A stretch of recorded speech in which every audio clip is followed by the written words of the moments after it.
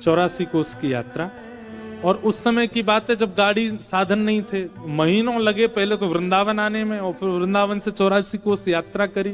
तो 84 कोस यात्रा करने के बाद गोपाल जी का मंदिर था वृंदावन में, गोविंद देव जी के पास में।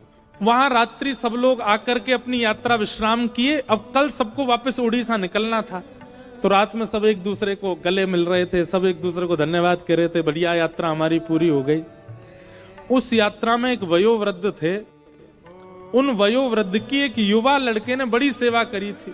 तो वो वयोवृद्ध इतने प्रसन्न होकर उस बालक को हृदय से लगा, तेने मेरी बड़ी सेवा करी, तू चल मेरे साथ वापस, मेरी नातनी तेरे बराबर की है, उसी से तेरा ब्याह कराऊंगा मैं, बड़ी सुंदर है, उससे तेरा ब्याह होगा, और तू चल वापस, तेरे को उपहार में मैं अपनी नातनी से ब्याह कराऊंगा।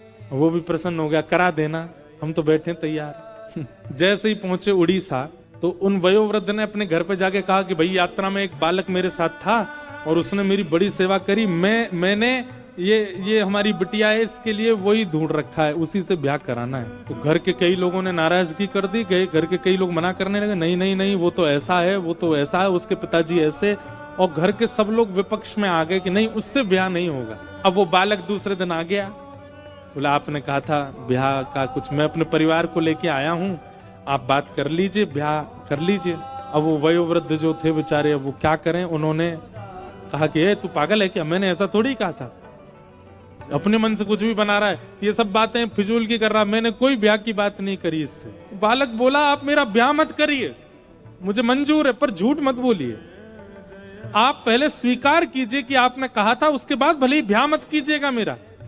लेकिन वो वयोवृद्ध माने भी नहीं, नहीं नहीं मैं स्वीकार नहीं करूंगा, मैंने कहा ही नहीं कि मैं ब्याह करूंगा। महाराज पंच जुड़ गए, पूरा गांव इकट्ठा हो गया। अब वो बालक कहे कि इन्होंने कहा था, वो वृद्ध कहे कि नहीं मैंने कहा ही नहीं, अपने मन से बोल रहा है। तो पंचों ने कहा भैया देखो, इन्होंने तुमसे कहा कि अपनी नातनी से ब्याह करेंगे, तुम दोनों के अलावा किसी तीसरे ने बात सुनी थी तुम्हारी? तो वयोवृद्ध बोला मैंने कहा ही नहीं तो सुनेगा कौन, किसी ने नहीं सुना।